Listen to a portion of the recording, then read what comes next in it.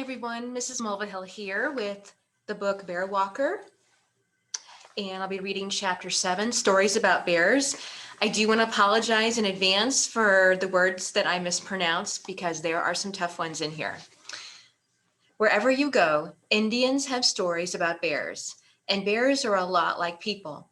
They walk on two legs at times, and when a bear is skinned, it looks like a naked human being. Bears eat some of the same food that people do. They even have the same illnesses. The strongest of the old medicines among my own Mohawk people were supposed to have been given to us by the bears. People watched what bears ate when they had certain sicknesses because they found that eating those same medicinal plants would make people get better too. My dad and mom once took me to the Six Nations Indian Museum in the little northern Adirondack town of Onchioto. It's on the other side of the mountains from where we are, over to the northwest near Saranac Lake. It's one of the old style Indian museums, not like one of those big new ones funded with casino money. The Six Nations Museum was built by a Mohawk elder named Ray Fadden, constructed by him and his relatives with their own hands. It's a big old log cabin in the shape of a long house. It's only open in the summer because it doesn't have modern heating or air conditioning. Its only climate control is a wood stove. Simple as it is, though, it's full of information about the history and culture of our Iroquois people. The walls and even the ceiling beams are hung with so many things: posters and wampum belts, gastoways, which are the traditional feathered cap our men wear, moccasins, clothing of all kinds that you feel dizzy trying to take it all in. Ray Fadden had been a teacher at Akwesasne back when my dad and mom's parents were young people. In fact, he taught all four of my grandparents. He was their favorite teacher because he passed on so much about our old ways at a time when everyone else was turning away from our traditions. Finally, he quit teaching and built a museum to keep on sharing those old ways with the new generations. Being taken to his museum by my mom and dad was kind of a family tradition, even though Mr. Fadden himself, who was in his 90s by the time I went there, was living in an elder care center up on the reservation. The best part about the place for me was the stories about Mr. Fadden's son,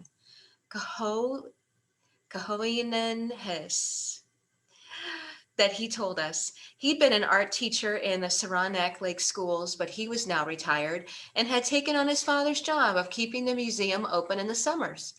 Some of those stories were very old, but the ones I liked best were the ones about his dad and the animals, especially the bears.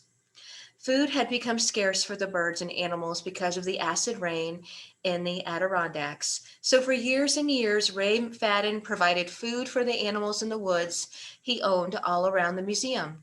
He would buy bird seed and had an arrangement with the markets to pick up their food scraps.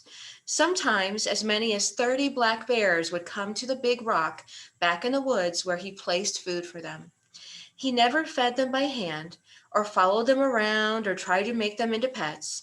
He respected them too much for that. But he sort of learned how to talk their language. There are all kinds of vocalizations that bears use, like there's a growl a bear makes to warn you to keep away. And when a bear is greeting you in a friendly way, it kind of sways its head back and forth and makes a kind of sound. A little smile came over Cahoon Hess's face as he told us how whenever his father met a bear in the woods, he would do that, bend over and sway back and forth and go, and the bear would do it back to him. Then they would each go their own way. Bears also hoot to each other, just like owls. There are some sounds that can mean you're in danger. The first is a deep cough that is a threat. Get away from me or else is what it means. And then there's actually a sort of whistling, chirping sound that a mother bear uses when she is calling her cubs. You need to walk away from that sound too. The worst place anyone can be is between a mother bear and her cubs. Cahoon Hess took us out behind his father's house and pointed out the big rock where the bears came to eat. So much fat had soaked into it over the years that it shone in the sun like it was made of glass. But we stayed way back from it because it was the bears' place and not ours. And we didn't see any bears that day. Mom and Dad promised me they would take me back to the Six Nations Indian Museum again. But that autumn, my dad was sent to Afghanistan and never came back. And then the summer after that, Mom did her first tour in Iraq.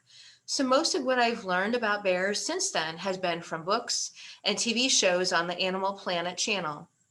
You can learn a lot from books, my dad said to me. Just remember that books are like people. Dad was always saying things like that. He didn't elaborate about what he meant, but I think I understand. Just like people, books don't have all the answers. They can be right or wrong, honest or dishonest, but you can always learn something from both people and books, even those that try to deceive you, as long as you figure out that it is what they're trying to do.